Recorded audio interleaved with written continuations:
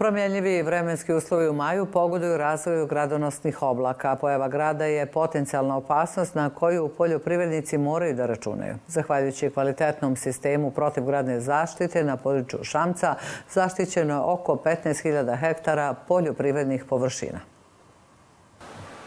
Zasadima voća, povrću i žitaricama olujno nevrijeme i grad mogu nanijeti i 100% štetu, pa je protivgradna preventiva najefikasniji način zaštite. I najmanja šteta se osjeti znači i na prinosu i na svemu, tako da sama preventiva je od velikog značaja. Druga stvar, protivgradne stanice su u našem okruženju, znači nisu daleko, svako djelovanje odrazi se i na nas, tako da sigurno zaštita je velika. Na području Šamca instalirano je 5 protivgradnih stanica, posjeduju dovoljan broj raketa, a zbog nestabilnih vremenskih uslova strijelci su u pripravnosti. Trenutno imamo praćenja na području opštine Šamac i danas je radno, nestabilan je dan, raketa imamo dovoljno, po potrebi vrši nam dopunu raketa.